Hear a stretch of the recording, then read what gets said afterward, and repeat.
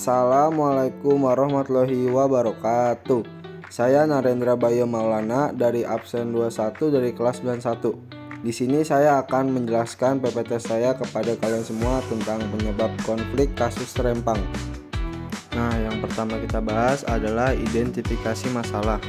Penyulut pecahnya konflik di Pulau Rempang bermula dari wacana pemerintah merombak wilayah tersebut menjadi the new engine of Indonesia economic growth. Rencana itu kemudian dimasukkan ke dalam PSN dengan nama Rempang Eco City.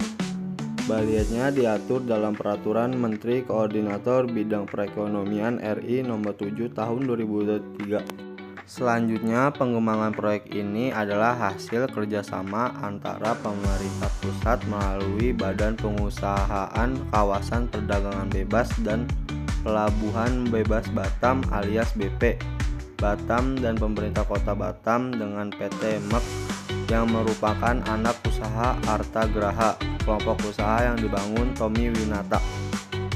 Proyek itu diharapkan bisa mendorong peningkatan daya saing Indonesia dari Singapura dan Malaysia. Total investasi pengembangan proyek mencapai 43 triliun rupiah. PT MEK dilaporkan juga dengan internasional menggandeng Xinyi International Investment Limited, calon investor yang bakal membangun pusat pengolahan pasir kuarsa dan pasir silika di Rempang.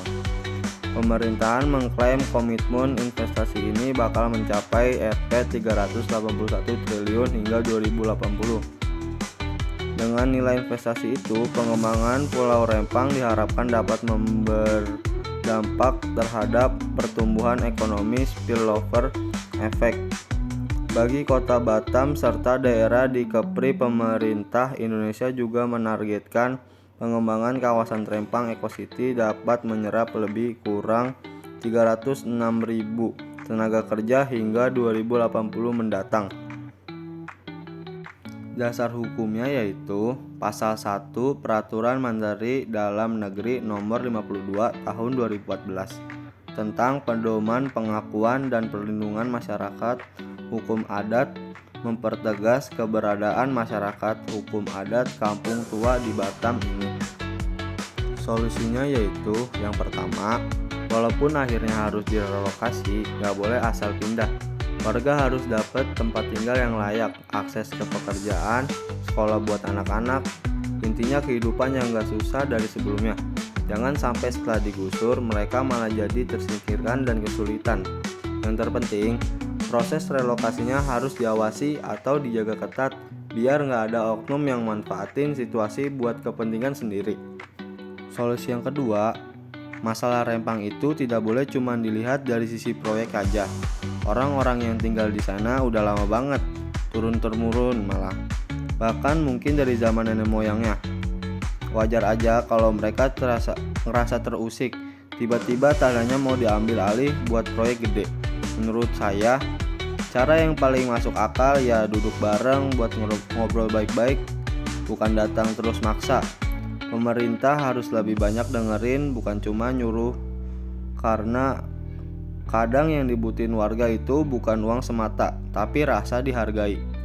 Solusi yang ketiga yaitu warga juga harus dilibatkan dalam setiap keputusan proyek Rempang ini.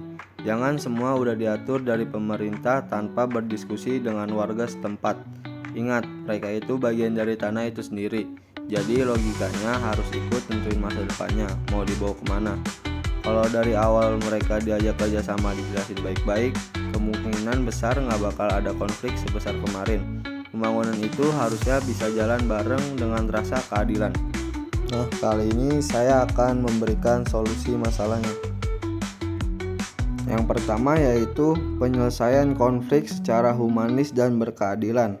Setiap konflik yang muncul harus diselesaikan dengan pendekatan yang humanis dan berkeadilan.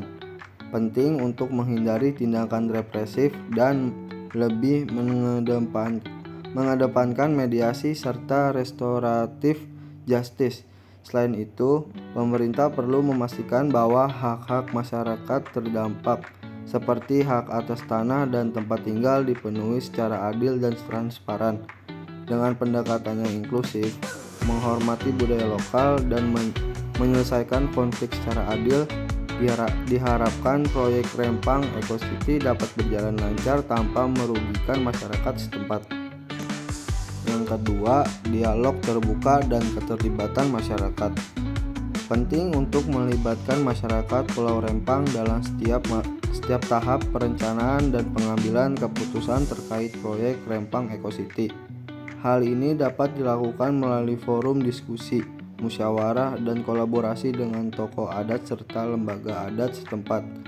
Pendekatan ini akan memastikan bahwa aspirasi dan kekhawatiran masyarakat didengar dan dipertimbangkan secara serius. Sebagai contoh, Ombudsman RI menemukan adanya maladministrasi dalam proses perencanaan dan penanganan keberatan masyarakat, yang menunjukkan perlunya perbaikan dalam komunikasi dan partisipasi publik. Nah, yang terakhir, penghormatan terhadap hak wilayah dan budaya lokal. Masyarakat Rempang memiliki hubungan yang erat dengan tanah dan budaya mereka.